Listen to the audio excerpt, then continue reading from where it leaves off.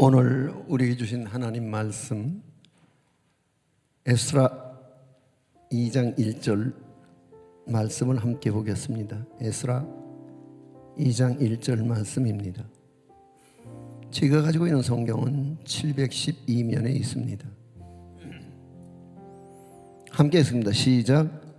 옛적에 바벨론 왕 느부갓네살에게 사로잡혀 바벨론으로 갔던 자들의 자손 중에서 노임을 받고 예루살렘과 유다 도로 돌아와 각기 각자의 성읍으로 돌아간 자.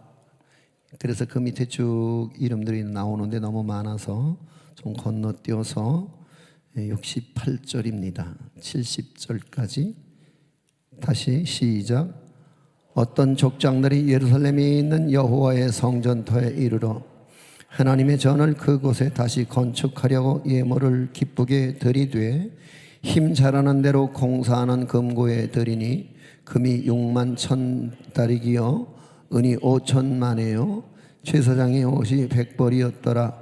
이에 제사장들과 레위 사람들과 백성 몇과 노래하는 자들과 문지기들과 느디님 사람들이 각자의 성읍에 살았고 이스라엘 무리도 각자의 성읍에 살았더라. 아멘. 하나님이여, 귀가 둔한 자를 용납하여 주옵소서. 들을 귀가 있어도 마땅히 듣지 못했으며 볼 수 있는 안목이 있어도 하나님의 관점으로 해석하지 못했던 우리의 어리석음을 용서하여 주옵소서. 이 시간 다시 말씀 앞에 겸손히 무릎을 꿇고 주의 말씀을 경청하기를 원합니다. 들려지게 하여 주옵소서. 그리고 깨닫게 하여 주옵시며 그리고 우리가 세상을 살아갈 수 있는 절대 능력이 되어서 하나님의 사람들로 이 땅에 온 세상을 품고 그리스도의 사랑을 흘려보낼 수 있는 거룩한 구원의 통로들로 성장해 가게 하여 주옵소서. 예수 그리스도의 이름으로 기도합나이다. 아멘. 거룩하신 하나님께서 우리에게 최고의 원하고 바라는 것들 중에 하나가 있다면 내가 거룩하니 너희도 거룩하라 이렇게 말씀하시면서 우리 또한 거룩함으로의 복귀하기를 원하시는 줄로 믿습니다. 그런데 거룩함으로 회복되려면 세상과 차별화되어진 거룩에 대한 회복 능력이 필요한데요. 여러분, 우리가 흔히 말하는 회복 탄력성이란 한마디로 정의하자면 역경을 극복하는 힘, 즉 자신이 닥치는 온갖 환난과 어려움을 오히려 도약의 발판으로 삼는 힘을 말하는 줄 믿습니다. 그런데 그 거룩함으로 회복되기 위해서 정말 중요한 것은 세상과 차별화되어진 거룩에 대한 열정, 이게 이제 필요하지 않겠습니까? 그러니까 회복 탄력성이란 한마디로 정의하자면 역경을 극복하는 힘, 즉 자신이 닥치는 온갖 환난과 어려움을 오히려 도약의 발판으로 삼는 힘을 말하는 것이라는 거죠. 여기서 중요한 단어가 오히려라고 하는 단어를 우리는 떠올릴 수 있어요. 오히려. 그러니까 탄력 회복 능력이 높은 사람들일수록 오히려 역경 때문에, 오히려 실패 때문에, 오히려 안 된 일 때문에, 그러니까 오늘 우리 모두가 어떤 삶에 부딪히는 숱한 역경과 환난과 시련 속에서 오히려 그 덕분에 성공할 수 있었고 더 잘 될 수 있었고 그것 때문에 오늘 내가 여기에 서 있다 이렇게 말할 수 있을 때에 거기에 그리스도인의 표지가 있는 것 아닐까 싶은 생각이 듭니다. 자, 오늘 에스라서의 포로 생활을 이제 마치고 성전을 건축하고 제사를 드리기 시작하는 것을 내용으로 하는 에스라서의 주제를 두 글자로 요약하자면은 따라하실까요? 회복. 더 크게 회복. 바사는 어느 나라냐? 페르시아를 한자로 표기해서 파사인데 파사라고 번역된 한문을 우리말로 재번역해 오면서 파사가 바사가 됐단 말이죠. 그러니까 바사는 파사를 말하고 파사는 페르시아를 말한다, 이렇게 생각하시면 됩니다. 근데 여기 등장하는 고레스 왕의 이름도 일반 역사서에 보면은 키루스 2세를 말합니다. 키루스 2세가 번역 과정에서 고레스가 됐다는 거죠. 아무튼 이스라엘 백성은 바벨론에서 70년 동안 포로 생활을 했는데 드디어 하나님의 정하신 때가 이르러서 페르시아 왕 고레스가 해방령을 내립니다. 그래서 에스라서 1장 3절에 들어가서 우리 한번 읽어보자면, 띄워주세요. 시작. 이스라엘의 하나님은 참신이시라. 너희 중에 무릇 그 백성된 자는 다 유다 예루살렘으로 올라가서 거기 있는 여호와의 전을 건축하라. 너희 하나님이 함께 하시기를 원하노라. 아멘. 고레스 왕이 이스라엘 백성들은 예루살렘으로 돌아가서 성전을 건축하라고 했을 때, 이거 사실 고레스 왕 입장에서도 대단히 손실이 예상되어지는, 왜냐하면 당시의 노예들은 움직이는 짐승, 말하는 짐승 정도라고 생각하시면 되겠습니다. 그러니까 바벨론 땅에 포로로 끌려왔던 이스라엘 사람들은 어떻게 보면 그 나라의 경제에 가장 위험하고 더럽고 힘든 일을 감당해야 하는 루저 계층이었죠.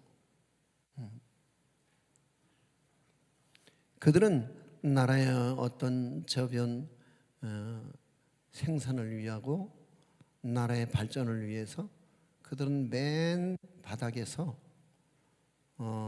바벨론 사람들을 섬기는, 마치 애굽 나라의 히브리 민족이 노예로 살았던 것처럼 마치 그런 입장이었었겠죠. 또한 이스라엘 사람들 입장으로 보자면은 당장 일어나서 돌아가라고 한다고 돌아갈 수 있겠는가? 왜냐하면 그의 부모들의 고향은 예루살렘일지 모르겠습니다만 그 자손들은 바벨론에서 태어나서 바벨론 사람이 되었습니다. 어쩌면 그들에게 예루살렘은 바벨론보다도 더 생소하게 느껴질 수 있지 않았겠습니까?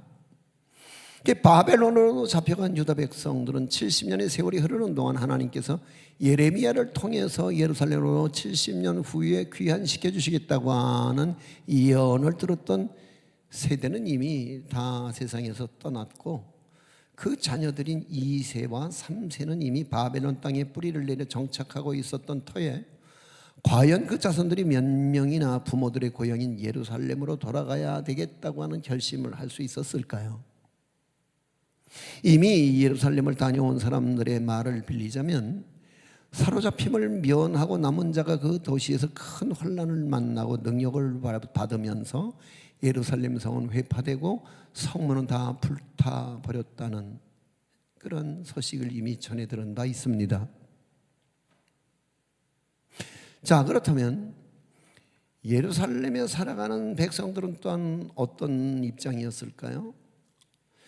백성들은 하나님 말씀보다 지금까지 살아온 세속적이고 비신앙적인 삶의 방식대로 그냥 바벨론화 되어버린, 그래서 그냥 태어나서 문화가, 언어가, 그리고 그들의 모든 사고가 바벨론화 되어버린 그런 입장의 사람들이었던 거죠. 마치 우리나라 사람들이 미국에 이민 가서 1세대, 그리고 1.5세대, 2세대, 지금 3세대 때가 도래했거든요. 미국 사람들이에요.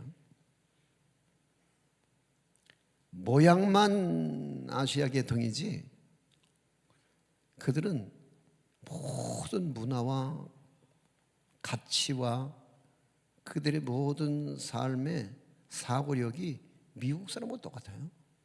한국말 못해요. 그렇게 생각하면 쉬우실 거예요. 근데 그들이 지금 한국에 돌아와서 살 수 있을까? 못 살아요. 그러니까 예전에 지키던 믿음의 율례와 규례와 안식일과 절기들도 그들은 다 잊어버렸을 테고, 하나님을 부인하는 이방 사람들과 여전히 교제하며 이방인의 딸들을 취해 며느리로 삼고, 그리고 이방인의 아들을 취해서 사위를 삼아서 이스라엘의 혈통은 뒤죽박죽이 되어버리고 말았습니다. 심지어 거룩하게 구별되어진 레위인과 제사장들조차도 이방인과 통혼을 하고 자폰을 했던 거죠. 그렇다고 해서 아주 하나님을 버린 것은 아니었겠습니다. 왜? 부모로부터 대물림 되어진 신앙이 일말이라도 남아 있었을 테니까요. 그런데 이런 지경이죠. 하나님 믿습니다. 근데 하나님도 믿고 바알도 믿고, 평상시에는 하나님에게 제사를 드리다가 농사 때가 되면 농경신이며 풍요의 신인 바알 신전에 가서 제사를 드리고,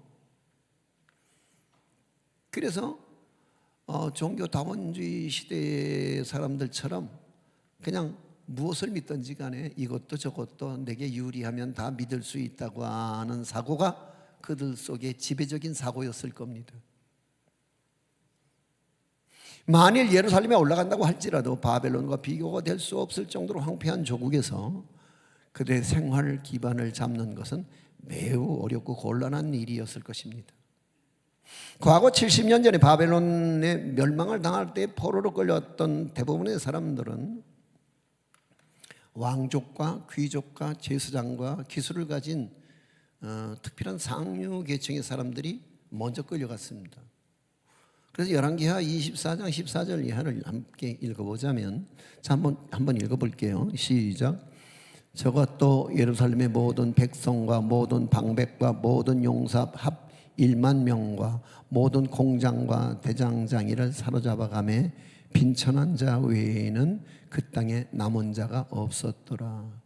그러니까 별로 쓸모없는 핸디캡이 있는 사람들, 사회계층의 약자 계층, 이런 사람들만 남겨두고 힘있고 뭔가 글줄기나 읽은 사람들은 다 데려갔다는 거예요. 그렇다면 이제 하나님의 역사에 순응해서 예루살렘으로 돌아가기를 원하는 사람들은 어떤 사람들이었을까요? 이미 사정과 상황을 알고 있으면서도, 그리고 안정된 바벨론을 떠나서 황폐한 예루살렘으로 올라가야만 한다면 그들은 평범을 넘은 사람들이었을 겁니다. 그렇죠? 그들은 하나님, 그 하나님이 아브라함의 하나님, 이삭의 하나님, 야곱의 하나님, 그래서 그 하나님을 사랑하는 마음으로 예루살렘 성전을 재건하겠다고 하는 신앙심 그거 하나만 가지고 오직 그 먼 길을 걸어서 예루살렘으로 귀환했을 거라는 거죠. 그러니까 그들은 신앙과 믿음이 남다른, 다시 말해서 특심한 믿음의 사람들의 계층이었을 거라는 거예요. 자, 그러면 오늘 본문 2장 1절 말씀을 한번 읽어볼게요. 한 번 더 시작. 옛적에 바벨론 왕 느부갓네살에게 사로잡혀 바벨론으로 갔던 자들의 자손들 중에서 노예를 받고 예루살렘과 유다 도로 돌아와 각기 각자의 성읍으로 돌아간 자.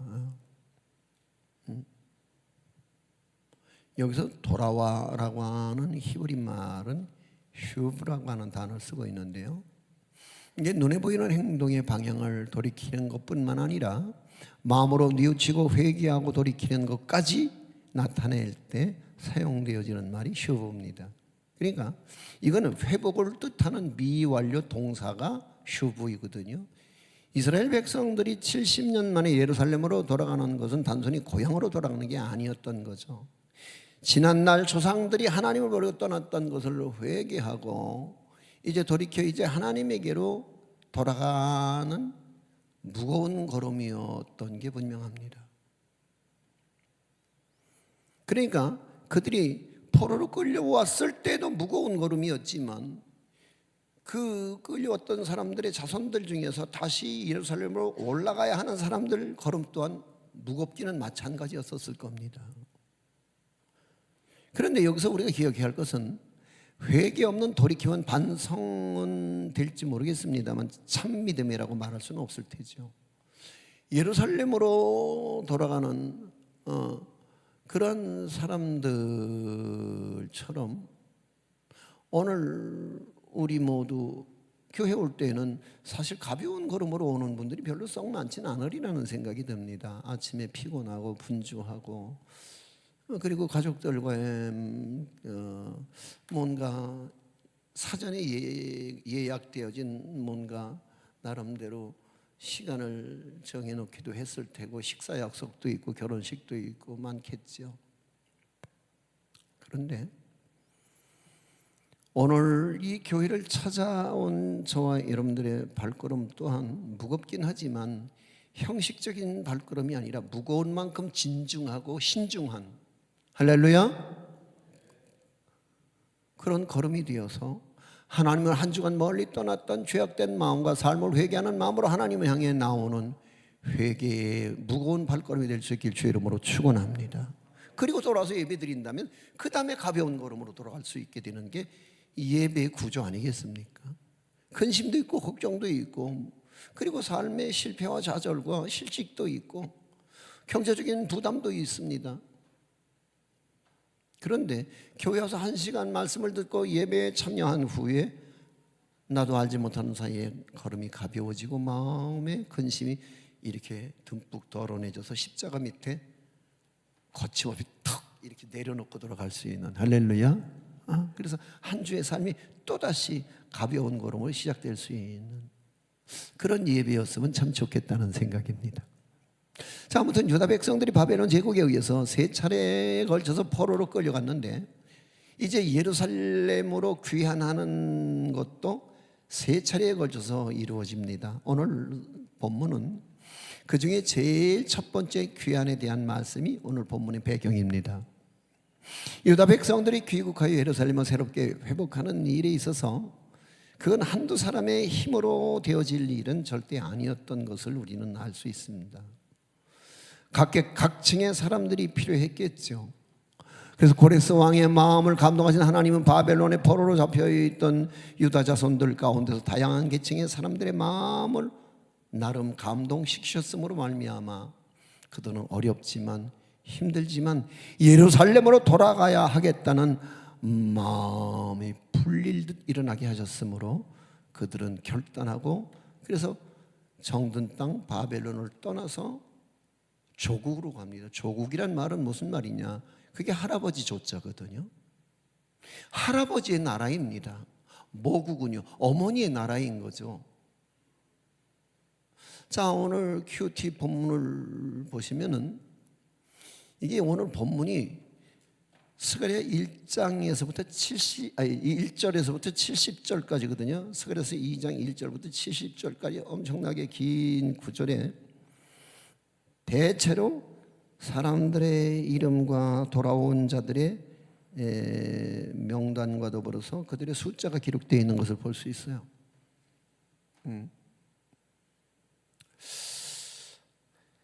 제 개인적인 생각은 이게 이제 우리가 큐티에 의해서 이제 전 세대가 함께 이제 같은 날 주제로 같은 날 화두를 꺼내서 그래서 이번 주에는 영화부부터 모든 교회 학교가 다 회복에 대한 메시지를 전하게 되어 있는데 이게 이런 정도의 본문이 오늘 딱 돌아오면은 난감해지죠. 설교할 사람의 입장에서는 이거 어디를 본문으로 꺼내야 되지? 이렇죠. 그렇잖아요. 그런데요,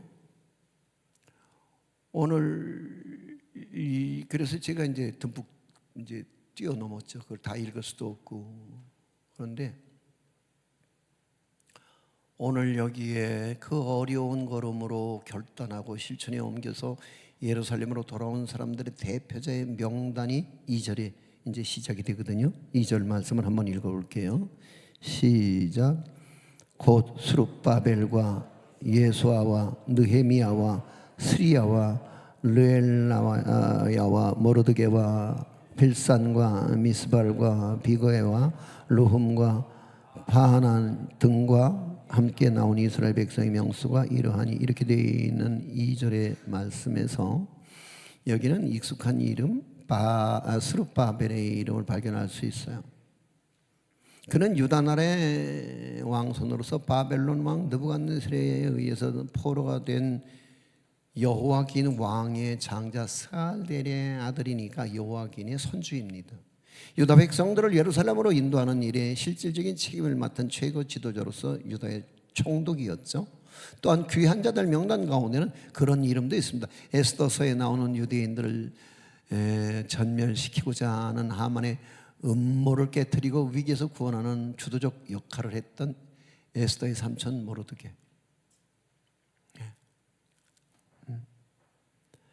그런데 바벨론 각기각처에 흩어졌던 이 사람들을 한데 묶어서 예루살렘 성전을 재건하는 일에 먼저 하나님은 스룹바벨이나 모르드게 같은 유대인의 정통성과 강력한 리더십을 가진 지도자들을 먼저 감동하셨다는 거예요.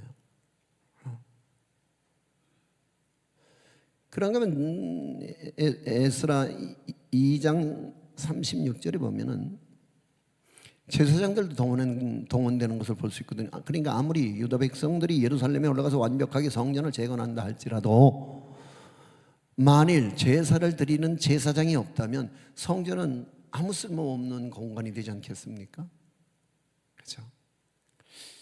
이를테면 그런 거죠. 이 교회가 내 집은 만민이 기도하는 집이다, 이렇게 주님께서 이 교회의 용도를 설정해 놓으셨을 때 기도하는 사람들이 기도 자리에 모이지 않는다면 이 교회 건물은 별로 주님께서 계획하셨던 용도에 걸맞는 건물은 아닐 수 있게 된다는 거죠.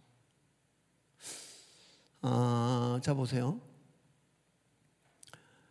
성전 재건에 못지않게 또한 섬길 다수의 제사장들 또한 필요했던 사실을 우리가 보게 되는데, 레위인들은 본래 기업이 없이 성전에서 수종 들었던 사람들이었고 여기에 노래하는 자들이 있었다고 말하거든요. 예배를 돕는 성가대원들을 말하고 있어요. 문지기도 필요하지요. 성전을 잘 수호하는 사람들, 그리고 느디임은 제반 굳은 일을 가리지 않고 도맡아한 관리인들이었다는 거예요. 근데 그 모든 각계각층에 필요한 사람들이 예루살렘 귀환의 뜻을 같이 해서 모였다는 거죠. 여러분, 아무리 성전이 완공되고 제사장들의 수가 많이 남아돈다 할지라도 제사장들의 업무를 지원하는 지원 파트가 없으면은, 특별히 그 예배를 예배답게 만드는데 레위인과 노래하는 자들이 없다면 그건 하나님이 의도하시고 하나님이 받으실 만한 예배의 포맷의 결격 사유가 되는 거죠. 그죠?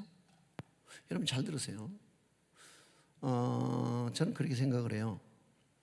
노래를 잘하는 사람만 성가대를 할 수 있느냐? 저는 그건 아니라고 생각을 해요. 왜냐하면 여기는 노래를 잘하는 것도, 다시 말해서 음악성도 중요하긴 합니다. 근데 이게 세상 노래와 달리 찬양은 영적 요인이 훨씬 더 중요할 때도 있습니다. 이해가 되십니까? 그러니까 제가 제일 뭘 못마땅히 생각하냐면, 이게 이제 노래를 하는데 영성이 갖춰지지 않은 사람들이 자꾸만 들어와서 끼면은 노래는 되는데 영성은 무너진다는 거예요. 그건 하늘에 상달될 일도 없고 여기 앉아있는 교인들의 마음에 울림을 줄 수도 없는 노래일 수밖에 없다는 거죠. 아무튼 다 필요한 거예요. 그래서 다양한 사람들이 다양한 사명을 가지고 서로 연합해서 돕고 협력할 때 비로소 제사 임무는 원활하게 유지될 수 있었을 거라는 얘기입니다. 그러니까 예루살렘으로 귀환한 사람은 신분이나 직업이나 차별 없이 어느 한 사람도 예 없이 다 필요한 사람들이며 다 소중한 사람들이었다는 사실을 오늘 본문 우리에게 가르치고 있어요. 오늘의 교회도 마찬가지입니다. 교회 각계각층의 사람들이 모여 있지만 그 어느 누구는 더 존경하고 어느 누구는 있으나 마나 한 사람이 아니라, 심지어 아무 역할도 없이 그저 나와서 앉아있다가 그냥 조용히 앉아서 벤치 워머, 여러분 앉은 벤치만 따뜻하게 만들어 놓고 돌아가는 사람. 그러니까 그의 일주일 내내 그의 사역은 뭐죠? 주일 1시간 와서 이 교회 예배당 의자를 그냥 자기의 체온으로 따뜻하게 덮여놓고 돌아가는 사람들. 그런 사람들이라 할지라도 그들 모두 다 몸된 교회의 소중한 지체로서 지금은 아니지만 언젠간 또 다른 지체들과 함께 서로 협력해서 주님의 몸된 교회를 섬길 수 있는 책임과 의무가 잠재된 사람들일 거라는 생각이 들어요. 그래서 고린도전서 12장 12절 말씀 보면은 띄워주세요. 시작. 몸은 하나인데 많은 지체가 있고 몸의 지체가 많으나 한 몸임과 같이 그리스도도 그러하니라. 혹시 여러분 아실지 모르겠는데 깍두기 그러면 연상되는 게 있으세요? 무엇이 연상됩니까? 깍두기 그러면은 깍두기 뭐가 연상됩니까? 조폭? 동네 깡패? 건달? 범죄도시? 깍두기 김치예요 그건요. 오늘 제가 말씀드리고자 하는 깍두기는 김치가 아니라 놀이에서 약자를 품어서 함께 즐기는 용어 중에 깍두기라고 하는 용어가 문득 생각이 났어요. 그러니까 깍두기 문화는 두 편이 나뉘어서 노는 그 과정에 한 편이 홀수가 됐을 때에 그 중에 저 변두리에 있는 나이가 어리거나 놀이에 서툰 친구를 깍두기로 정해서 짝을 채워주는 거예요. 그래서 일단 깍두기로 지정이 되면은 이제는 실수를 하던 그냥 아니면 미숙해서 여러 가지로 이 팀에 그 구멍을 만들어주던 어쨌든 간에 깍두기로 지정된 순간부터 그는 그 놀이의 황제가 될 수 있다는 거예요. 왜요? 다 용서받을 수 있으니까요. 그러니까 함께 놀기 위해서 실수를 비난하지 않고 그의 실책을 그냥 너그럽게 받아들여주는 배려의 전통이 깍두기 문화예요. 그러니까 승패의 책임도 묻지 않아요. 그냥 잘하느냐 못하느냐 이거는 전혀 따지지 않는 관례를 가지고서 깍두기 문화가 형성된 거예요. 이 문화는 함께 즐긴다는 가치를 중요하게 생각해서 그래서 그 당시에는 이 놀이 문화에 외톨이가 없었다는 거죠. 다시 말해서 왕따가 없었던 거죠. 이게 우리 어렸을 때 놀이의 문화였었어요. 우리는 대체로 몸으로 부딪혀서 마당에서 놀았거든요. 놀이마당에서. 그래서 1970, 80년대, 근 90년대 가깝도록 동네 놀이에서 자연스럽게 자리 잡았던 깍두기 문화. 그 당시에는 이제 왕따가 없었던. 그런데 그러다가 이제 신자유주의 확산과 공동체의 약화로 말미암아 개인주의가 등장하고, 그리고 개인들마다 아주 강력한 이기주의의 사회가 점점 이제 기울어져 가면서 깍두기 문화가 없어졌어요. 그리고 이제 그렇게 된 약자를 사회에는 고립시켜버리기 시작을 하죠. 은둔형 사람들이 많아지죠. 그리고 이제 왕따가 되어지는 거죠. 그게 외톨이가 되어버리는. 그들이 잠정적으로 이 사회의 문제 요인이 되고 이 사회의 범법자로서 그들을 정신세계를 파괴해버리는 그 외톨이 문화를 우리는 만들어가고 있는 건 아닌가 싶어요. 아무튼 저희 시대에는 잘하든 못하든 그냥 늘 깍두기는 있었으니까 저의 역할은 늘 깍두기였죠. 형들 노는 데 가서 늘 하고 싶어서 끼웃대고 칭얼대고 나도 시켜줘, 나도 시켜줘. 형아야 나도 시켜주라. 나 안 돼. 그게 아니었어요. 그래? 너 깍두기. 그럼 깍두기는 이제 그 놀이판에서는 최고의 황제 대접을 받는 거죠. 못해도 실수해도 그냥 막 자살골을 넣어도 그냥 나는 용서가 되어지는.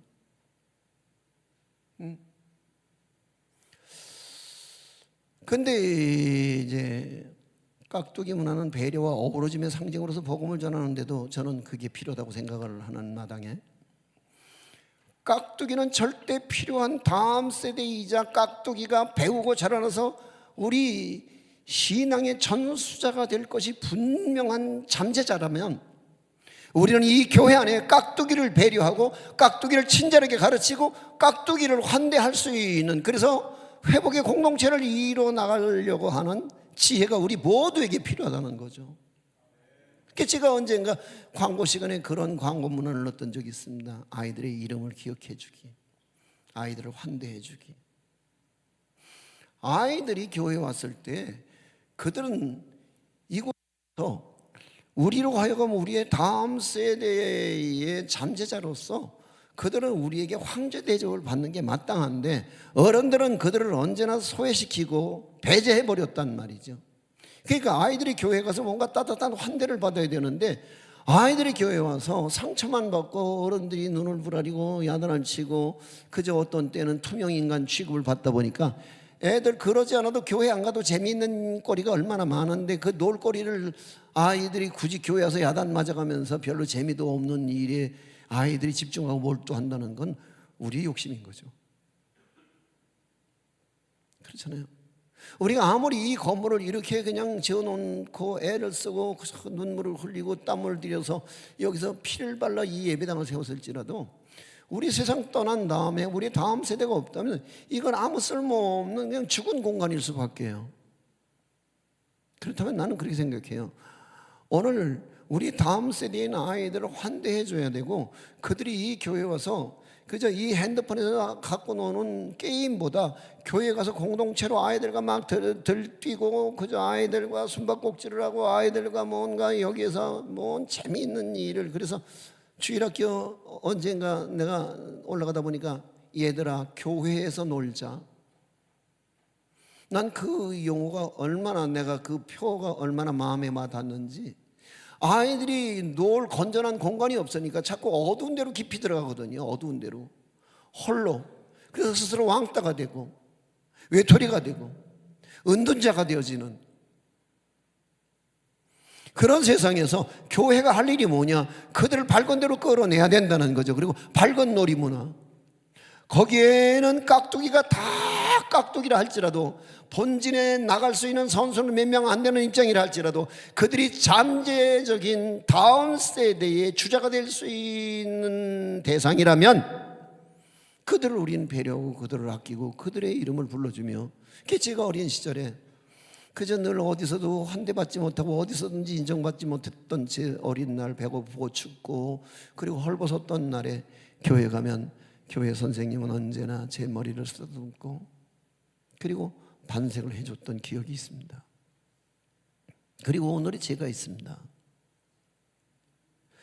아무튼 나는 오늘 이 교회 안에서 잠재적 깍두기가 오늘 우리에게 있어서 어느 날 신앙의 지도자가 되고 어느 날 우리의 정말 존경받을 만한 좋은 리더십이 되어져서 이 교회가 더 많은 사람들의 자원하는 마음과 섬김과 봉사와 헌신 때문에 드림교회가 수준 높은 교회가 되어져가는 꿈을 꾸어봅니다. 할렐루야. 나는 여러분과 그 꿈을 공유할 수 있게 되기를 소망합니다. 할렐루야. 자, 본문으로 돌아가서 바벨론에서 70년간의 포로 생활을 청산하고 예루살렘으로 귀환하는 사람들의 총수는 온 회중과 노비와 노래하는 남녀를 합쳐서 49,813명이었더라는 거예요. 물론 그 숫자는 70년 전 바벨론의 포로로 끌려갈 때 어림잡아서 20만 내지 30만 명이 포로로 끌려갔던 것을 생각하면 돌아오는 수준 아주 극소수에 불과한 숫자였죠. 그러나 그들은 예루살렘 성전을 재건하기 위해서 유다 백성들은 바벨론에서 70년 동안 마련했던 모든 것들을 갖다 다 쏟아붓죠.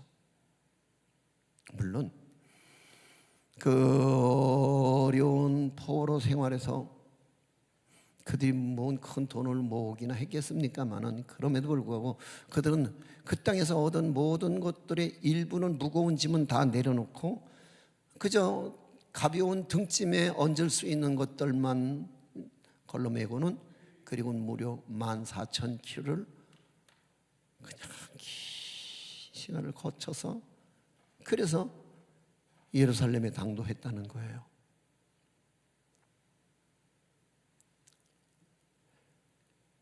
그래서 황폐한 예루살렘에 귀환을 했는데 이 땅에서 그들이 정착하기에는 정착금도 많이 필요했을 테고 모든 결핍된 상황의 형편들을 돌볼 여유도 별로 없었으련만 반면에 그들의 일은 너무나 할 일이 많았겠죠.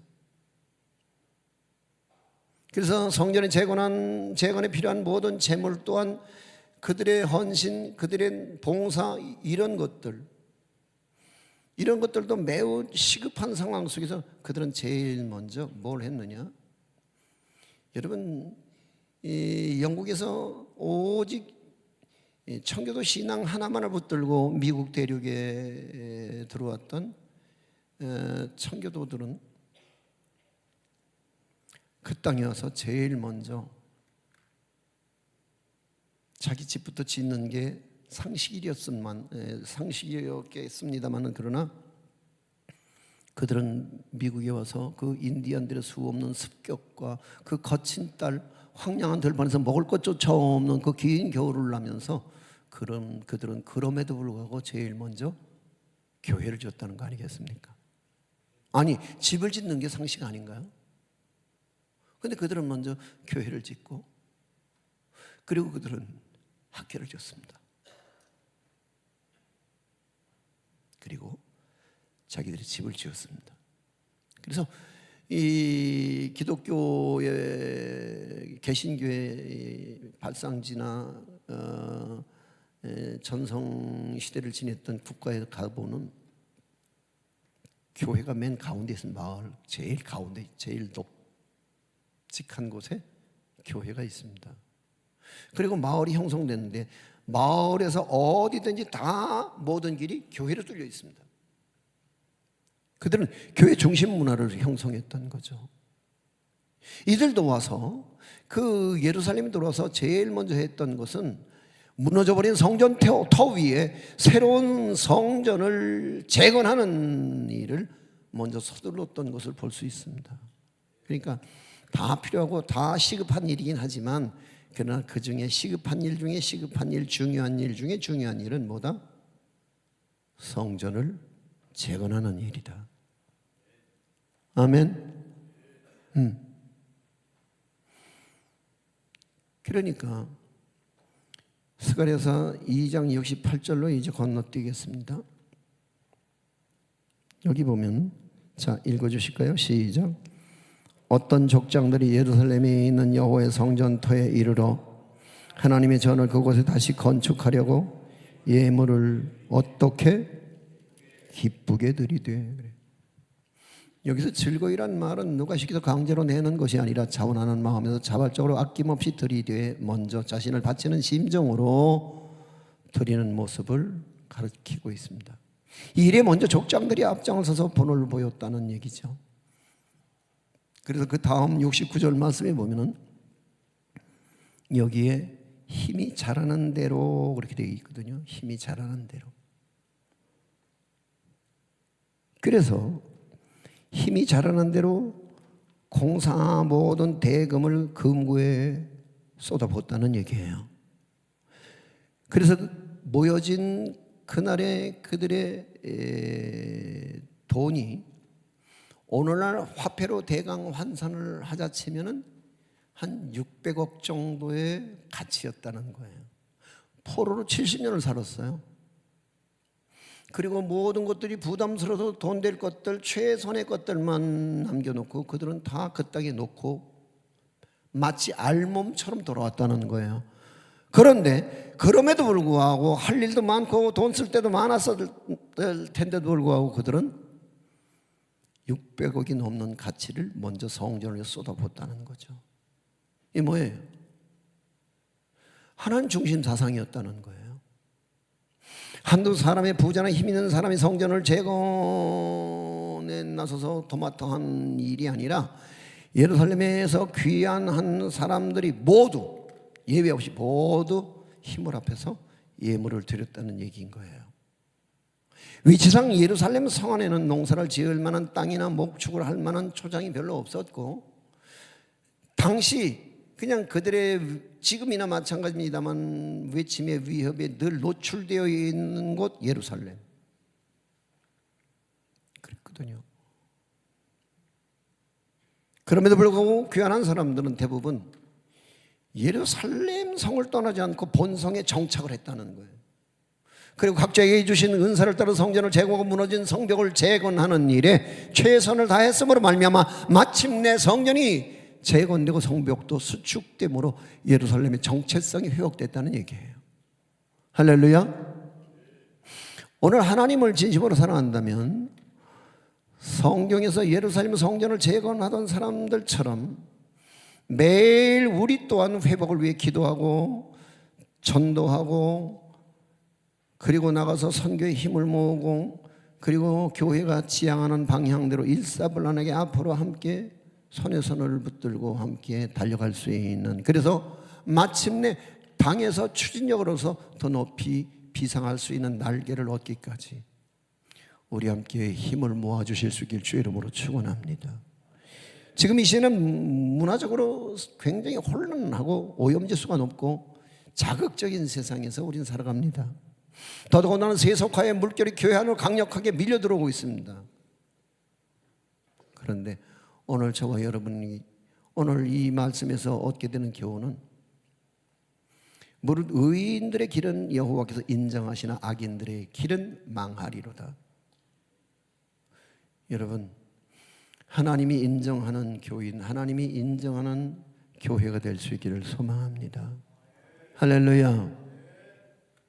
오늘 내가 이 설교를 마무리하면서 여러분에게 부탁드리고 싶은 것은, 교회의 용도가 내 집은 만민이 기도하는 집이라고 이 용도 설정을 이미 해놓으셨다면 이 교회는 기도하는 사람들이 모여들어야 되는데, 기도해야 할 성도들이 이런 핑계 저런 변명 이런 일상 때문에 오늘 기도하는 일에서 제외된 사람,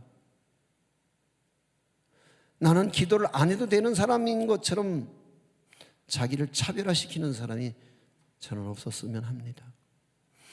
어제 2025년 다니엘 기도회 21일차 첫째 날이었었습니다. 제 마음은 저기 조심스러웠습니다. 월삭인데다가 그리고 다니엘 기도회가 시작되는 날인데, 왜 이게 중요하냐? 다니엘 기도회가 저희 교회 입장에서는 다니엘 기도가 뭐 그렇게 그렇지는 않습니다. 그런데 16,600여 교회가 참여했다는 얘기를 들은 것 같습니다. 거기에 기도에 동참한 사람들이 50만 명이라는 이 얘기를 들었습니다. 생각해 보십시오. 한 날, 한 시간에 한 마음으로 한 찬송을 부르고 같은 기도의 제목을 놓고 50만 명이 기도를 한다고요? 두말할 나위도 없이 우리는 함께 힘을 모으는데 적지만 역할을 하는 것이 오늘 우리의 도리일 거라는 생각이 듭니다. 아멘. 보세요. 한 명이 기도하는 것보다는 두세 사람이 기도하는 게 훨씬 더 효과적이겠죠. 그리고 그것이 100명, 10,000명, 1000명, 아니요, 50만 명. 전 세계에서 한국 강강 온 강산 곳곳에서 그렇게 기도의 힘을 모을 때 나는 대한민국의 잠재력은 또다시 더 높이 날아올 수 있는 날개를 얻는 기회가 될 것이라고 생각을 합니다. 할렐루야. 아멘. 여러분, 모여주십시오. 기도해야 할 때입니다. 그래야지 교회가 교회되도록 재건될 것입니다. 한국 교회가 이렇게 무너져 내리고 있습니다. 가장 큰 이유는 교회가 만민이 기도하는 집이 아니라 필요할 때만 잠깐 왔다 그냥 벤치만 따뜻하게 그냥 덮여놓고 떠나가는 벤치 워머가 많아지는 교회라면 우리 교회는 누가 봐도 건강한 교회는 아닐 수도 있습니다. 그 저녁 시간에 못 들어십니까?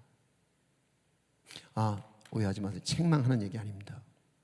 여러분에게 하소연하고 읍소하는 얘기입니다. 기도하지 않는 교회, 기도하지 않는 성도, 그런 성도들이 모인 교회는 건강할 리가 없습니다.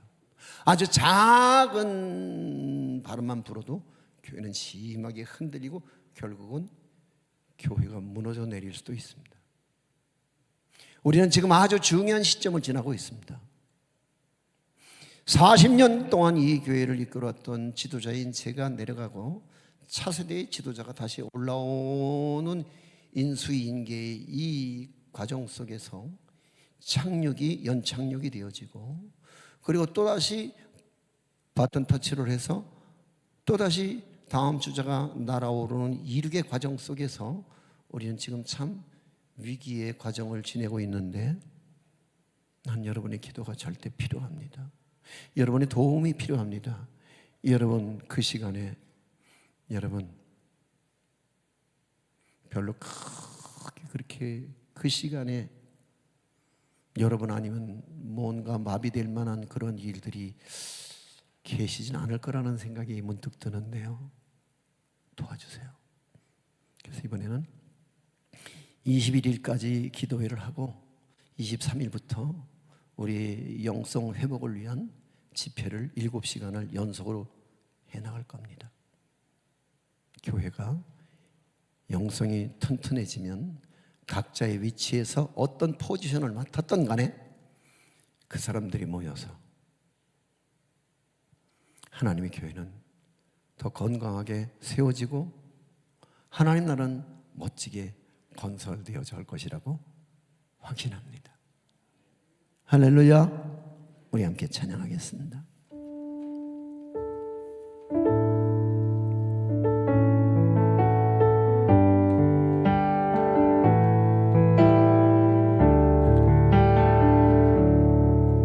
주님 말씀은